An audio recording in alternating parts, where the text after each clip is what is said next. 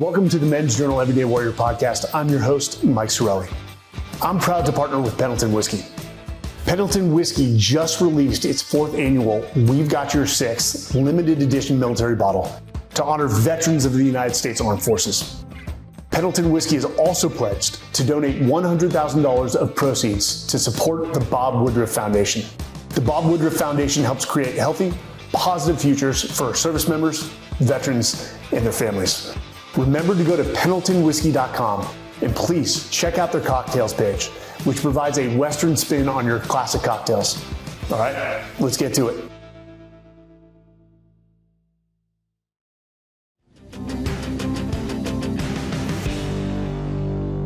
Welcome to the Men's Journal Everyday Warrior podcast. I'm your host, Mike Sarraille. We've got Zak Williams today. We're going to have a great conversation about mental health. Zak has dedicated his life to helping others and impacting others on the mental and emotional side. And let's be honest, Zak and I spoke before this. Mental health does not mean mental weakness. It means you're out of balance. Some things are going on in your life that you're human, and you just got to find a way to get back into balance or deal with the depression, the anxiety that you have. Oh, yes. And Zak, you may better know him through his father, Robin Williams, who defined a generation of TV and comedy that particularly a lot of generations, including my generation, grew up on. Zak, thank you for joining us today. Thanks so much for having me, Mike. It's an absolute privilege to be here today. Well, Zak, I know we have one thing in common. You were born in San Francisco or raised in San Francisco? Born and raised. Born and raised in San Francisco until I was 18, where I moved to New York. Ooh, that's a shift, because you got your MBA from Columbia, but where did you do your undergrad? I went to New York University. I studied linguistics. Linguistics, interesting. What pushed you that direction for that major? Well, actually, for me, I started becoming interested in the acquisition of language, especially how children started learning language. And it was a discipline in science that I knew very little about. And I was like, wow, this is fascinating. And there's a technical element, which I love.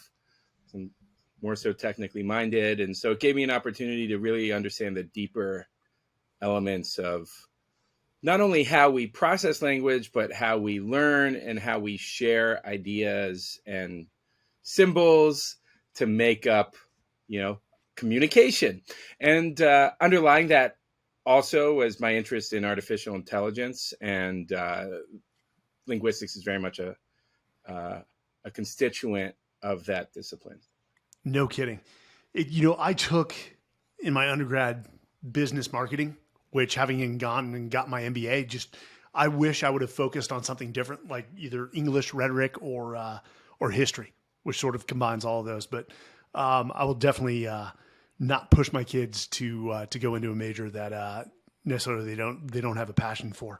I know that growing up under a father like you had, an amazing man, that sometimes that naturally pushes you towards the entertainment realm. And you look at Colin Hanks or Patrick Schwarzenegger who followed in the footsteps of their respective fathers. I mean, what was it like growing up watching your dad on TV and in the movies? It was weird at first. Of course, as you come to realize it's all you know, it suddenly becomes quite normal.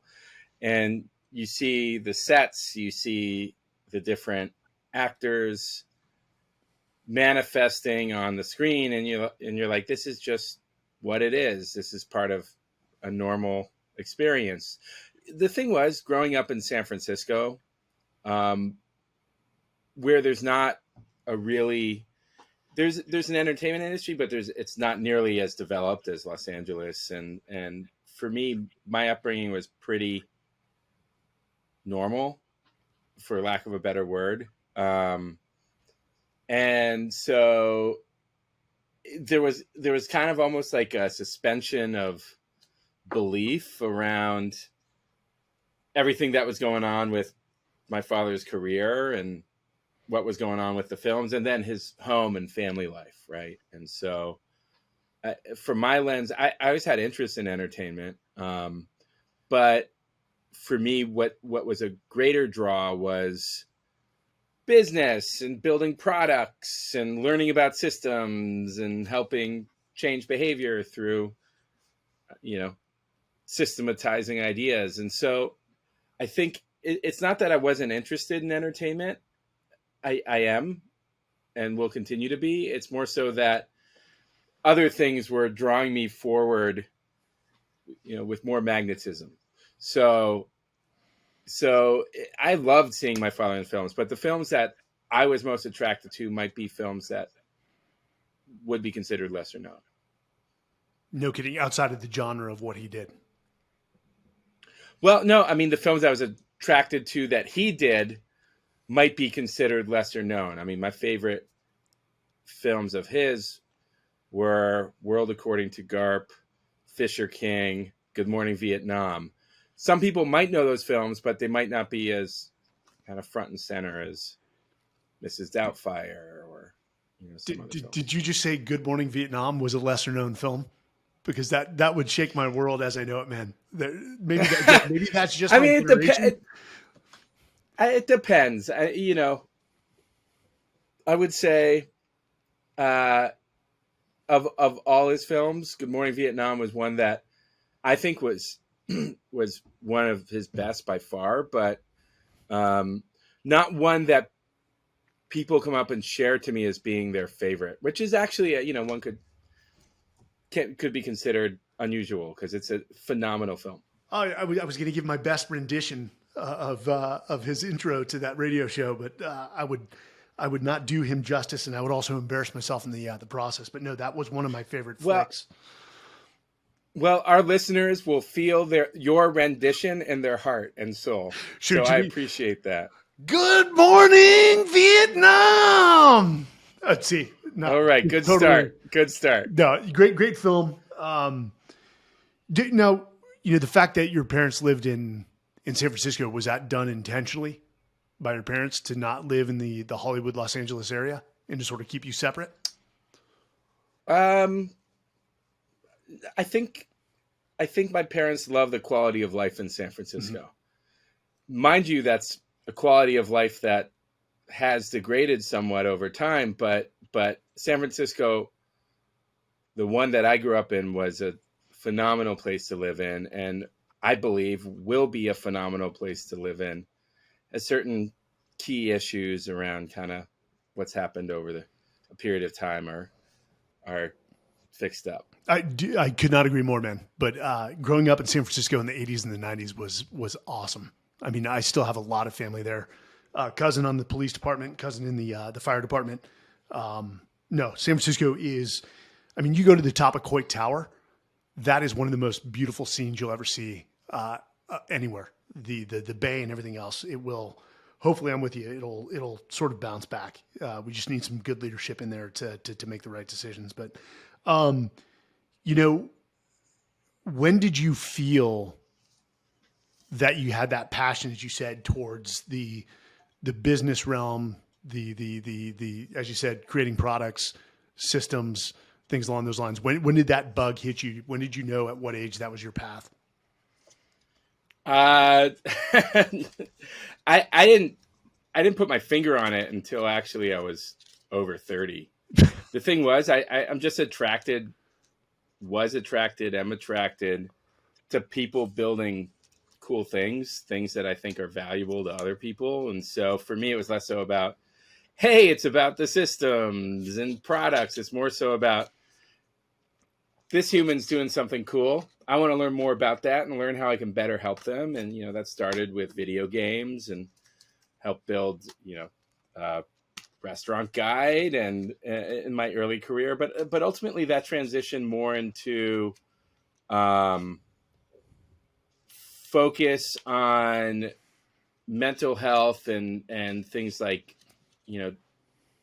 evidence-backed approaches towards supporting people, also AI, also ways in which you can kind of take the premise, hey, that's cool, and evolve it into, hey, that's cool, and it will change the way in which humanity thinks about this, right? And so I think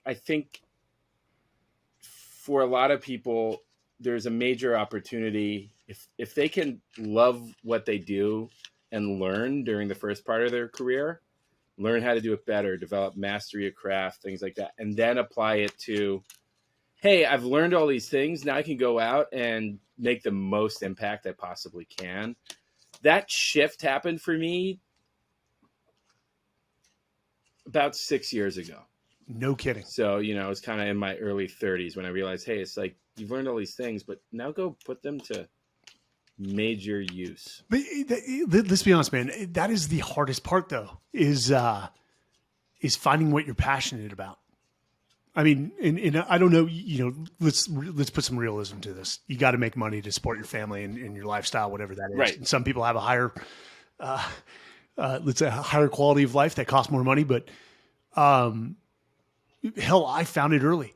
I loved the military, not necessarily the job per se, but just being surrounded by like-minded people and being part of a tribe. And then when I had to leave, when I'm 40, it was the, oh shit, what am I passionate about now? And it's hell, I'm 44 and I think I'm starting to sort of figure that out again. But, for you, again, having a father of celebrity status, did your parents, what was their advice to you? Go find your passion, blaze your own trail. They didn't push you in one direction. How did that sort of your coaching and mentoring from your parents go with regards to that aspect? It's a great question. I was talking about it with my wife 2 days ago. She's an entrepreneur. She's a co-founder of my company. She also has a tech company focused on helping women find friendships and called Vina. And our company is called PIM.com, Prepare Your Mind. And we realized that from our perspectives, our experience around it was our parents wanted us to be happy doing what we were doing. And that's what my father wanted. He wanted me to be happy. The thing is that what I hope for myself, I mean, I picked up on this several years ago, but, for people potentially listening, is that finding ways to create an occupation for yourself that makes you happy is something that I didn't initially set out to do, but I ultimately found. And for people whom want to, establish a career and sustain and support their family and the like, I think most people, not everybody, but ideally most everyone can find the opportunity to support their family and do what makes them happy. Right. The good thing is, and the positive feedback loop around this is, if you do what makes you happy, you will get better at doing that thing over time. You might suck at it at first, but it will keep you engaged. And if you're talking about incremental improvement, part of how incremental improvement works is you have to stay engaged over a period of time. Yeah. Right. And so happiness should go hand in hand with that. The thing for me is, hey, yeah, you're thinking, one would think, oh, what makes you happy? Eating food, hence gonna learn how to cook or become a professional eater. It's like, yeah, that's an element of being happy. But I'm really finding it's really about the meaningful happiness that you can derive from meaningful work, from fulfillment in life. And for me, it's all about service. Right. I discovered that being of service makes me happy. And so I initially started my career at Electronic Arts, making video games. And I was like, that was very much aligned with, hey, I love video games, hence I'm going to do this and it makes me happy. I love making video games. It was a very fulfilling occupation.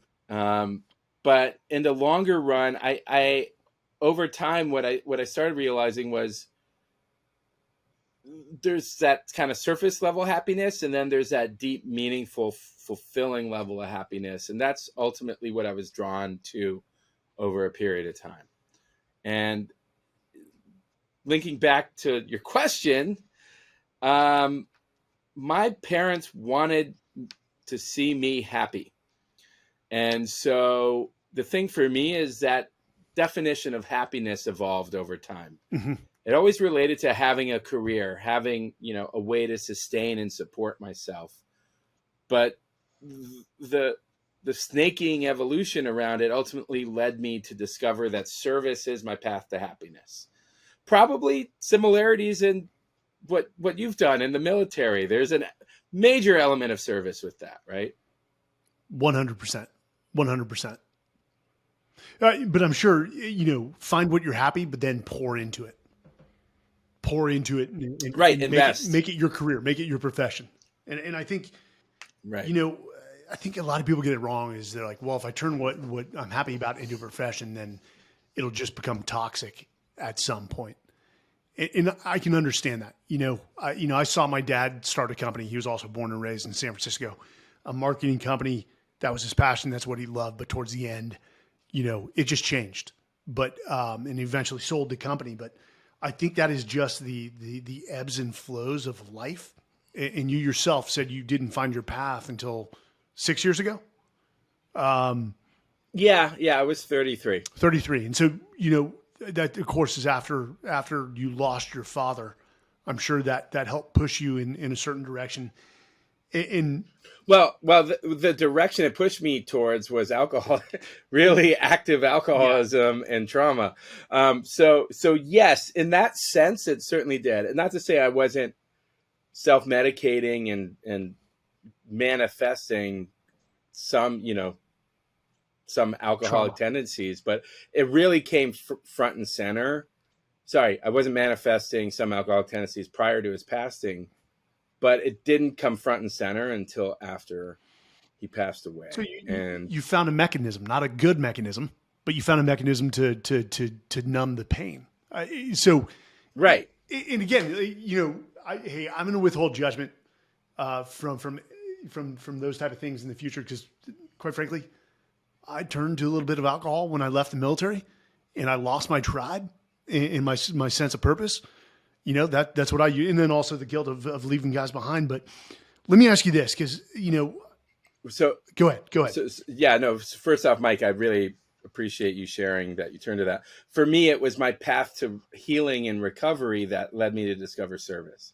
So, I've been sober for over 5 years at this point, and the lens that I've had is it required me to kind of look into the abyss to help me discover, the road to healing and recovery and finding joy and happiness. So that was the frame of reference around. Yeah. And how long have you been married? This time around, 2 years. 2 years? Okay. Did you know your current wife when you were going through those times? Or did you meet her after? She helped me find a solutions to healing. Okay. We created a whole company around it. Yeah. My company's focused on nutrition for mental well-being. I mean, I just learned all about this because when I stopped drinking, I was just a bit of a nervous wreck and anxious and sad and, just feeling all these things. And it turns out that, I was using alcohol to self-medicate. And she helped me really understand and identify it's like, hey, you're not taking care of yourself, and you should look at what you're doing over the course of the day and start recalibrating around that. But we were just friends around that time. We ultimately went through our respective breakups and then discovered that we were actually designated is not the right word. We were destined to start a life together. That's awesome. And it's funny you say depression and anxiety. I had never had anxiety in the military once, ever. On my combat deployments, ever. And then once I'm out, I started to get this sensation. I'm like, what the hell is this? And it started to date my now wife, and literally had to pull the car over and call her and say, I think I'm having a heart attack. She's like, it's not a heart attack. You're healthy. It's anxiety. she helped me breathe through it and then get back on my way. But and I was still drinking at that time. But what I do want to go backwards, but before we do, what was the final nail in the coffin during those hard times when you were utilizing alcohol to numb the pain? Was it a certain event or someone in your life that put that nail in the coffin and said, "Hey, time out. We're not going down this path anymore. You've got to course correct"? Okay, well, I'm just going to lay it all out there in the spirit of vulnerability. Yes, is that I was going through a divorce. I was going through a lawsuit. My father's widow decided to take my family to court. And I was traumatized from my father dying by suicide. And that collection of things led me to not want to feel anything. Right. And so it was a trifecta primarily, but it was also like, I need to be accountable here. It's not just like divorces, breakups happen. I mean, it was very much relating to how I was self-medicating and treating not feeling great most of the time. And so, the lens for me, the proverbial nail in the coffin was not wanting to get up and go through the day because I was fearful and afraid and anxious about what the day would bring. And I said to myself, I can't continue down this journey meaningfully and see, a happy outcome to it. And so the lens for me was just like, there has to be something better than this.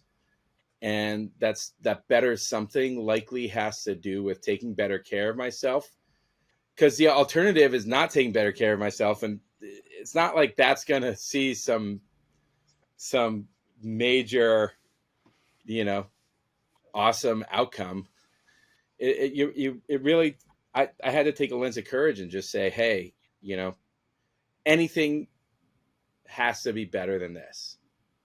So you just started kind of like this principle of look what's in front of you, figure out what you can do to change those things in your environment, and then incrementally stack up the good so that ultimately the good days outweigh the bad days. And ultimately you can orient around how you want to live your life and who you want to be and how you want to be happy. So it was a procedural thing. I think you said you used the right word. It takes a lot of courage to change that pattern of behavior. Because let's be honest, the easiest thing to do is just to continue lying in bed and using alcohol. That's the easiest thing to do, just to stick with what you know. But for a lot of people, that leap that you made is the hardest part. It's no different than somebody who's struggling with obesity, who can't break their dietary habits from what's making them obese. That's the hardest thing in the world.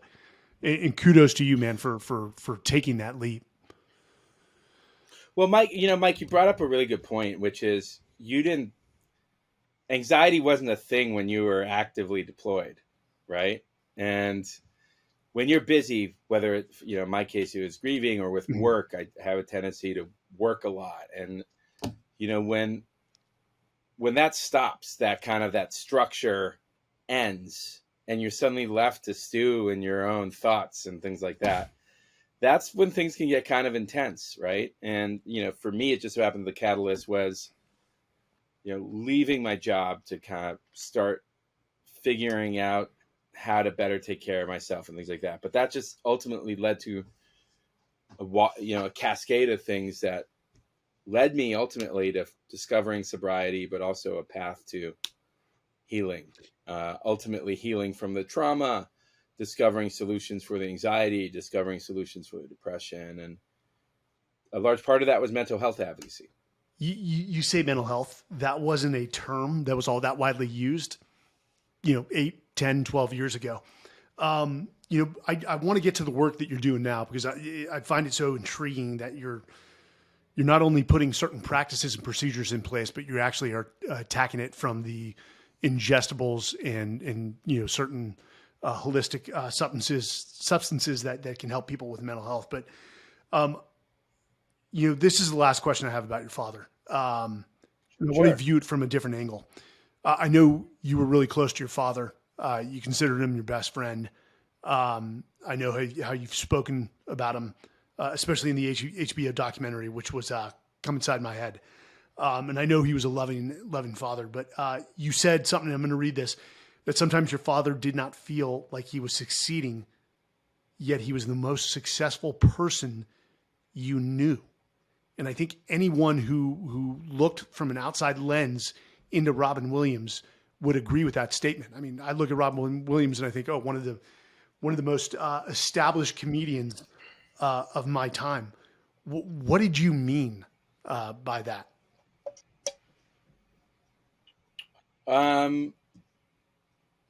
Often when you find folks who are so propelled and so engaged around what they do, that the level of where they are versus where they want to be will never essentially be achieved. Even people at the pinnacle of their performance. And it's the nature of highly successful people. But also in certain contexts, it can lead to highly successful people not feeling like they're anywhere near feeling like they're anywhere near where they can be. And I think in his case, especially when especially in the field of entertainment, when you're going out there, you're constantly putting stuff out there and you're being judged constantly. It's not only just movies, TV, it's also stand-up. And I think in his situation, in my father's situation, it was, and this isn't unique to him specifically when it comes to entertainers. Many people have approached me specifically about this, saying, I identify with that experience. You can have success, but that doesn't mean you're going to feel success. The thing about entertainment, and specifically stand-up comedy and the like, is that success for you goes so far as your audience in the room, right? In the case of film and TV, it's critics, but critics, and then box office, and then ultimately potentially audience scores of people, reviews, social media, things like that. In the case of stand-up comedy, you're only as good as your last show, right? That's what sticks with you.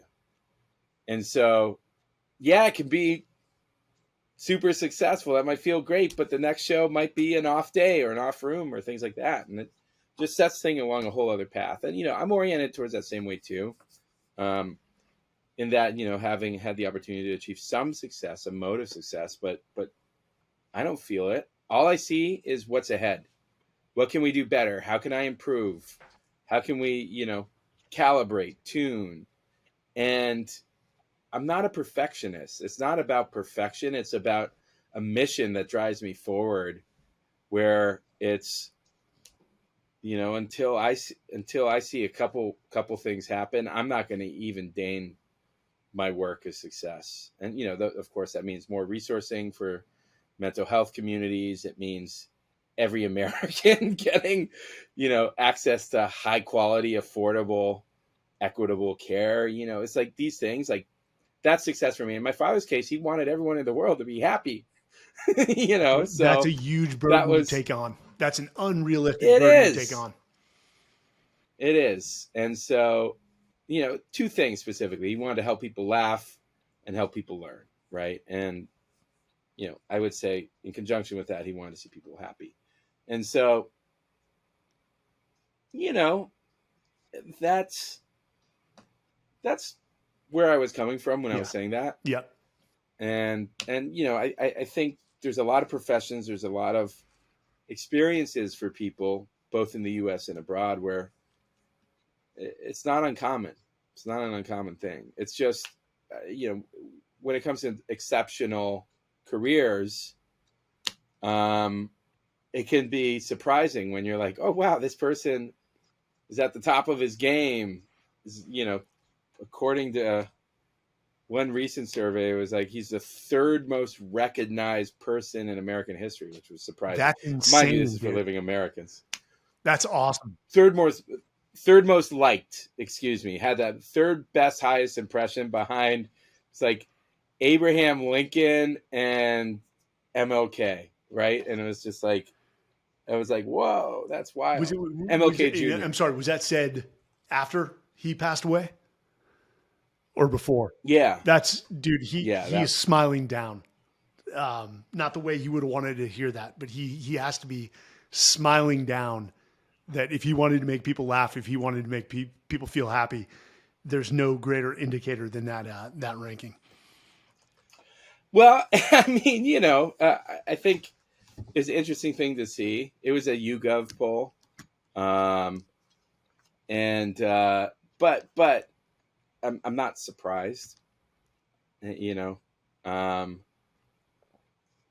my lens, if you're oriented towards wanting people to be happier, and I guess in the case of, you know, Abraham Lincoln and MLK Jr., like free, you know, but I think the lens of making a mission to help people laugh and learn is one that other people can identify with.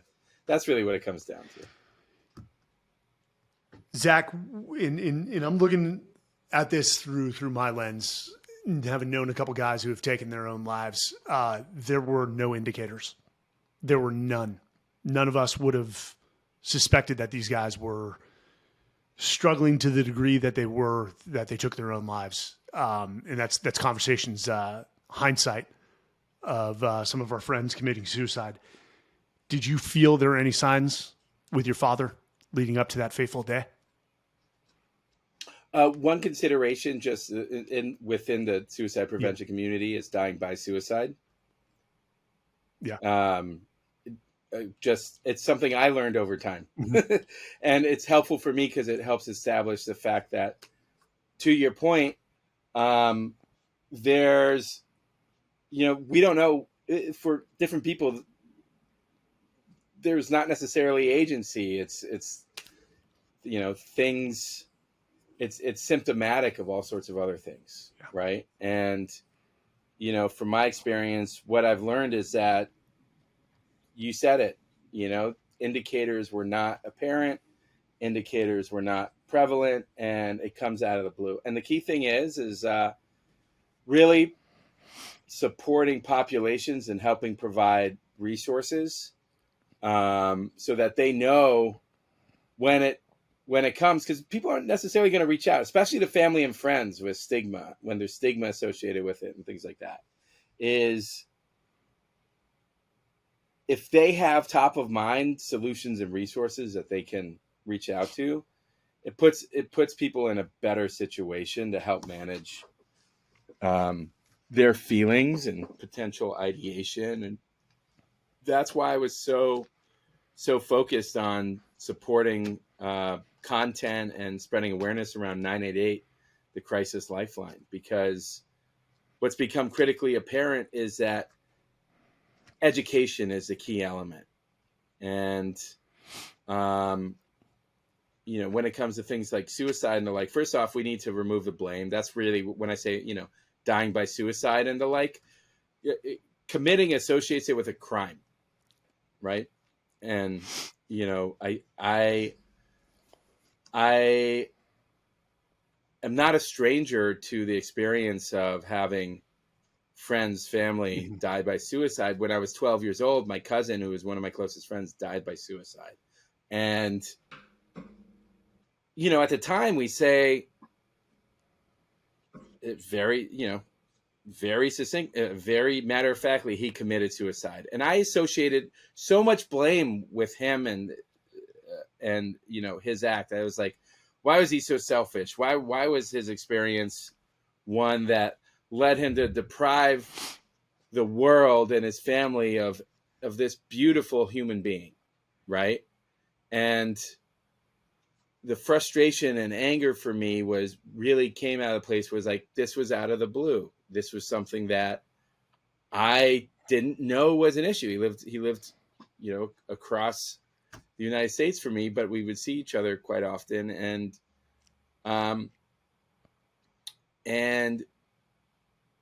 the resources available at the time were scant, and he was 13 years old. Sorry, he wasn't 12. He was 13. I was 12.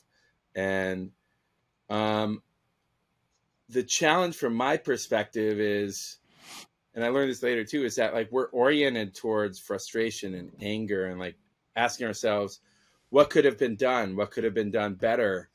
How could we have improved the situation or circumstances or environment? And in many, many, many cases, the only thing that could have been done is giving people the resources they have at hand. I mean, there's certain things like someone on a path of addiction, right? Or, in a situation where they're experiencing serious mental illness and don't have the support they need. There are certain things that can be established to provide a better, more suitable environment prior to that. But in situations where you're not seeing indicators, you have to provide education to as many people as possible so that they know where they can go to when they're in need, because often the case is they can't go to their family. In many situations, they can't go to their friends because in certain peer environments, they feel they might be ridiculed or teased or not be taken seriously. Right. And so we see across the board, frustration, both from the individual side, but also from the communities and families being like, we have frustration and resentment because he didn't share any of this. Therefore, there is blame to be had in this circumstance. And, I think we really need to take a new orientation around things and understand that it's not about blame. It's about education. It's about resources. It's about culture. It's about stigma. And we're going to continue eating crow as a nation until we start recognizing that this is a cultural thing. 100%. It's not about the it's not about the individuals who didn't provide indicators. It's about what's the culture that we were brought up in that doesn't allow the permissibility to be vulnerable when we're going through crisis. Dude, you've given me so much to unpack there, but have you ever read the book Tribe by Sebastian Junger? Parts of it. Okay. Yes. Well, the part I'm going through, I have it. You got it somewhere in the shelf? Yeah, I have it. I have a bookshelf over here, and it's there, but I haven't read it in full. I've read excerpts. So first off, the guy's an amazing writer. And I got to meet him at Fleet Week in San Francisco, post-retirement, and I got to sit down with him and ask him a few questions. But, he did look at partly the problem with veterans coming home and committing suicide at staggering, and you just said committing. And that is a faux pas because it is not passing judgment. If anything, it's damn, what was this person battling where they couldn't use the three strongest words in the English language? I need help. Those are so powerful. Well, Mike, I don't blame you for using that word because, it was a word that I used up until I learned the reframing it 2.5 years ago. The thing for me is I didn't realize how powerful the language is. And please continue. I really want to hear No, it is. What you have to say. And it is. And, being a Catholic, God bless the Catholics, I know they have a very specific view on suicide that I don't necessarily share, but there's a lot of things about the Catholic religion that I disagree with. There is a sense of dying by suicide where someone's trying not to put the burden of their problems on other people. And when you think about that, if you want to look at it, you could say that's selfless in a way too. I don't agree with it, but they do it in a selfless manner. When I'd rather they come to me and say, hey, I'm having these problems. Okay, let's work through them. But Sebastian Junger basically looked at modern day society compared to Native American tribal cultures where they have a much lower suicide rate compared to our modern day society for a number of reasons. I think we've lost that connective tissue amongst human beings in today's society where people don't really care. You've got your inner circles, and then beyond that, people really don't care. That's my opinion. I don't want to paint an overly drab picture, but we just don't have that that esprit de corps, that homecoming and belonging that people had with even their small communities back in the day. It takes a village to raise a child. That very much lived, decades ago when, you left your parents' home at 8 a.m. They said, be back by by 8 p.m. when dinner's served. And basically you were a part of several different families and their parents running in and out of their houses and things like that. And we've lost that, but,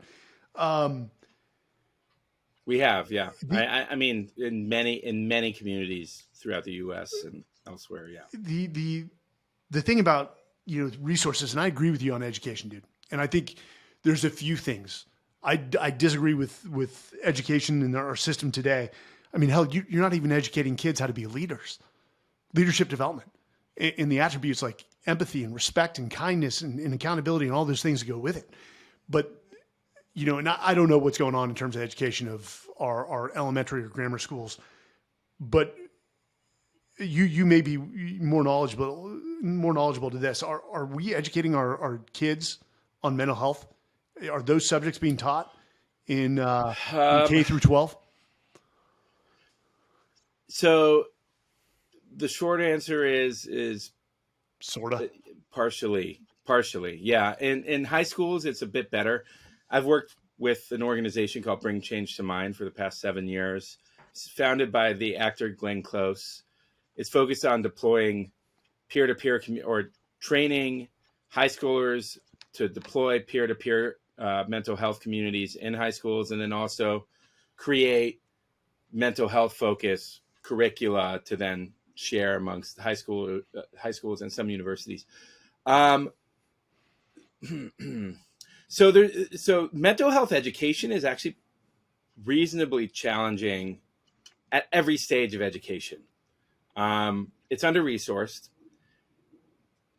At the early level, especially at like elementary school, people are concerned around teaching mental health because they're worried that there's liability associated with it. Which we did to ourselves. Which we've done to ourselves. Yes, yeah. This is like, calling a spade here. We've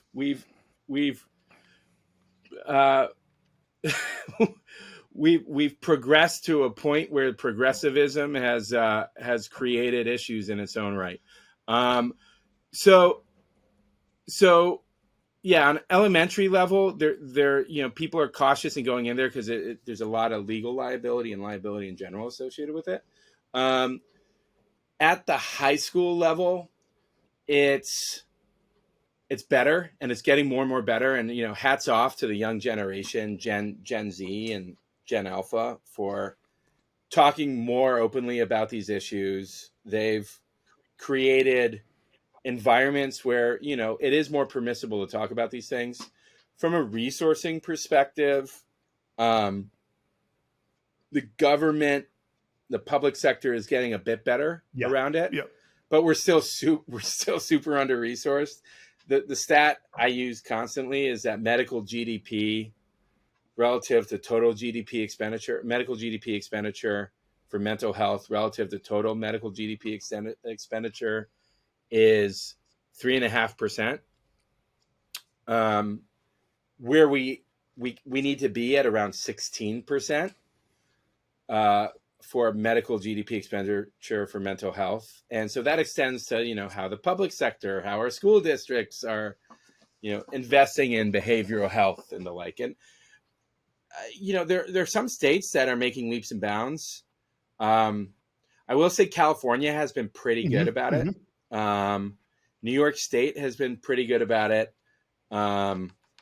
There's certain states like Arizona, which has been really great about it. Not states you would expect, but they're there and they're focusing on investing more. And the thing is it requires, when it comes to mental health investment, it requires a bunch of different elements and communities working in concert. It's not just public sector. If the public sector said, hey, we need to prioritize mental health, but the communities are saying we need to prioritize substance use, which is related to mental health, but we need to prioritize this over talking about mental hygiene and trauma support. It's that disconnect can lead to issues. So it requires a lot of alignment from a bunch of different stakeholders. To further answer your question, at the university level, it's getting better, but at universities, you're just competing for so many different resources. So the short answer to it is it's complicated. The longer answer is things are getting better, but not nearly fast enough to where they need to be. Dude, Zach, I've got two comments and maybe a question. One, I'll tell you this. You can have all the resources in the world, but if your culture doesn't support it, you are wasting time. It's the same thing in the military. In the early days of the war, people were like, hey, we've got the shrink, the command shrink over here, open door policy. I don't care if the shrink had 17 doors to his office. Nobody's breaking the ranks to be the first guy that walks past everyone and into the shrink's office. It just culturally, I wouldn't say you're committing career suicide, not to use pun on words, but it just, there would be judgment and you weren't going to do it. I equate teaching mental health though to same as teaching like leadership development. Who you have teaching it is one of the most important things, because it's not somebody you respect, then you're not going to listen. If somebody's trying to teach me leadership, yet they've never served as a leader, or their true character and it's not up to par, it's like, yep, gotcha, over the head, done. But that's such a fantastic point. Here's my question, man, because this is where I struggle. It's like a dichotomy. You've got mental health here, and you have mental toughness over here. And it's, where's the dimmer switch between the two? At what point, and I hear some people that, and I think it goes to, then you got to bring in the subject of victimhood, where they're always complaining about their mental health, just complaining all the time. And I'm struggling whether, like, okay, are you having legitimate mental health issues, or is this a product of victimhood where you claim mental health because then you get attention and people are woe is me. But and my point is, where is the balance between mental toughness and mental health? Have you ever thought about that? Yeah, I mean, I think about it on a daily basis, primarily because I'm so invested in the idea of mental hygiene. Yeah. The idea that taking 20 minutes a day with daily rituals focused on nutrition, fitness, mindfulness, meditation, therapy, community support, breath work, self-improvement. I'm big on intermittent fasting. That's my new thing now. But if you apply those effectively over the course of the day, you can develop a foundational approach towards really meaningful outcomes. So there's a lot to unpack there. And the starting point would be, there's crisis, and then there's, dysregulation. Dysregulation means like I'm having a shitty day, I'm having a panic attack, I'm experiencing something that's, causing a lot of discomfort for me. And crisis is I'm on, an overpass in the interstate and I can't focus on anything but not feeling anymore. Right. And we need to understand the difference between the two. But dysregulation can lead to crisis. And the thing is like, I feel like as a culture, as a community, we need to understand when we're feeling dysregulated and take action. Be like, okay, I haven't been eating terribly well. I haven't been sleeping. I'm not engaging in the fitness regimen that I had previously. And when we can start identifying those things, we're like, okay, we can go from dysregulation back to, a better foundational baseline. For instance, in the context of the military, and you shared it really well, it's like there's stigma around, historically there's stigma around seeing a therapist, or like, from my perspective, when you have people in dysregulation, they should have opportunities to engage in mental hygiene so they don't get to the point of crisis, right?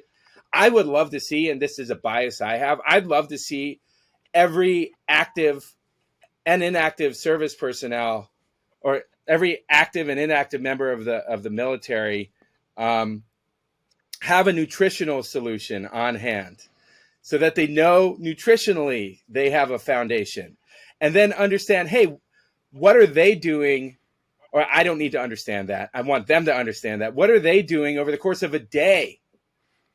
Not like what's checking that box once a week, once a month. What are they doing over the course of the day that gives them that opportunity to create that foundation, right? Meaning, hey, we have risk of dysregulation for somebody because they're feeling isolated. They might been, hitting the bottle more than they have historically because of a breakup or, what have you. That in itself is something that we need to understand. It could be considered a crisis. It could be considered something else. The main thing is that the person feeling that needs to understand, hey, I'm on a path that if there is more momentum associated with it can lead to way, way worse outcomes. And so I can rein myself in through taking care of myself. Not to say I'm not discounting pharmaceutical solutions or seeing a psychiatrist. That's all an important part of the mosaic. The thing is, though, is that often we get to the point where we're seeking, crisis-oriented solutions when, if we're looking at prevention, if we're looking at mental hygiene, we're taking care of ourselves in that sense. And so we're relieving pressure on the system as a whole. Dude, I love the fact that you are very particular with the word mental hygiene, which is hygiene is foundational. As foundational as brushing your teeth at night or in the morning or both. But I'm sure you've heard this before. Zach, this is great, but I don't have 20 minutes in my day to do breathing exercises or this or this. How do you respond to that? Do you have 5 minutes in the day? I mean, this is the reason why I'm calling it mental hygiene is because it's very specifically framed in a way where it can be seen as dental hygiene. Yes. A 3-minute meditation. For me, it's one of the most effective exercises around it is, by the way, if someone doesn't have 20 minutes in the day for their mental health, but has time to go on a run or go to the gym or go work out, then you can do those exercises driving to the gym, right? So there's generally time, but the main thing is I started finding very efficient ways to check in with myself and the like. And, I've ultimately started extending how much time I focus on mental hygiene because it's just so transformational. But the thing was, the most impactful thing in terms of a short exercise was a gratitude list. Transformational for me. List 3 to 4 things that I care about that are meaningful to me. At this point in my time, at this point in time in my life, a lot of it relates to my kids, my wife, the opportunity to be of service, and then as an extension beyond that, to have the opportunity to be, a great team member and family member and things like that. And so, yeah, one could say I don't have time to apply mental hygiene rituals for my life, but those mental hygiene rituals are pretty straightforward and, are not meant to replace meals. It's meant to be things that you can do that you would otherwise, that you can make, that, take a few minutes out of your day watching, Netflix or the like. It's not requiring seeing an individual and talking for an hour. It's not requiring, the community support methods, a 12-step. It's a fraction of that. Yeah, I'll take a less subtle approach than you just did. Bullshit. If you're saying you don't have 20 minutes a day to do some small foundational exercises and in the Everyday Warrior, we're about 3 pillars: physical, mental, which you could also say emotional, and spiritual. And you've got to work now. 100%. No one's going to ever be 100% balanced. That is also bullshit. And there's a lot of people that talk about achieving balance. I've never in my life achieved balance, but I always continually strive for it. If I pay a little more attention to maybe my spiritual health, maybe my physical health gets a little out of balance. And it's this constant game of trying to balance these pillars in your life. But do you know how many hours the average person spends on social media per day? Take a guess. I do know this, actually. It's between 2 and 3 hours. Exactly. So if you can't find 20 minutes for you, rather than scrolling aimlessly, then the problem is you, and it's a lack Well, of discipline in a way, or prioritizing what's important in your life. yeah. Well, Mike, you bring up a really good point too. And one of the things that I think could be misconstrued around this is it's not like, you know, we're not, this isn't going to make us saints. Yeah, You know, the thing around this is there's something in the body. There's a metabolic process called allostasis, and it's our capacity to manage stress. And when that overflow, when our capacity is filled to manage stress, that's when we start hitting dysregulation and things like that, yeah, right? yep. And then that ultimately can lead to crisis. So if you're looking about it, pardon me, if you're thinking about it, really what you're doing is you're just creating tools to kind of let off the steam so that you're not hitting the dysregulation or crisis point. And if you can think about it in that sense, you're just building resilience. It's like your mental health muscle. I love that. So in essence, it should be seen more as a workout routine as opposed to like some, new age philosophy. There's a collection of biochemical processes that lead to us feeling burnt out, panicked, stressed, anxious, depressed, so there's a bunch of different ways to frame it. And Zach, I know we only have you for a few more minutes, man. Your life has been defined by service moving forward.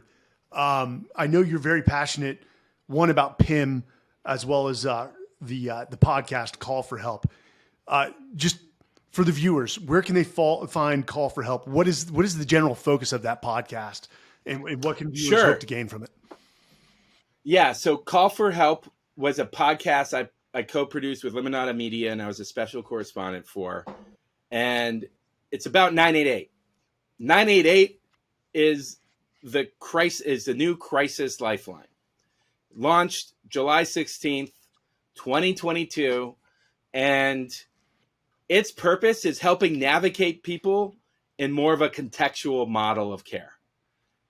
It's not meant to induce a law enforcement response when you're calling for mental health needs. Law enforcement responses should be for law enforcement needs. And in the context of mental health, a lot of people are fearful of using services and lines and things like that because they're worried you're going to have a shock and awe response to a need that requires navigation, pointing to the right direction. And so we wanted to help educate people around why this came to be, the resourcing behind it, and ultimately where it guides people. Because you dial 988 now, the goal is, and Congressman Seth Moulton, who catalyzed the initiative, who's a veteran, he had PTSD, he's someone who cares deeply about the well-being of veterans. He was like, I didn't know where to go when I had PTSD aside from the VA. And so, for people who might not have a similar experience as Seth, he wanted to create an opportunity for someone to be connected with someone with lived experience, with potentially, a contextual model of treatment and support that ultimately would help people find the care they need. That's what it was all about. It's like, if you're a veteran and you're in crisis, you can call. You don't need to drive down, to Veterans Affairs in your community. You can call, be connected with another veteran, understand what the needs are and where you can go from there. And, the ultimate goal is to, provide better support for the system, for people, while relieving and alleviating the burden on the system around people in crisis being, put in all sorts of challenging situations because of the response that wasn't a contextual response. So the podcast, does that make sense? Yeah, it does. And here's the sad thing. George, who's been working with your team, we had never heard of 988 until we started doing the research on you, which either is totally embarrassing for us or just we haven't been watching the right news venues to get the word out there. So For people 988, call for help. Call for help can be found on all the streaming platforms, correct? Yeah, and it's all about learning about what 988 is. This is the evolution of a supported service for navigated mental health support. In PIM, talk to me about PIM and sort of the digestibles that you've come up with. I know you're short on time. Sure. Where people can find it. Yeah, well, PIM for me was a company I started because my wife turned me on to finding natural solutions for my anxiety and mental well-being when I was going through a challenging time and decided to stop self-medicating using alcohol.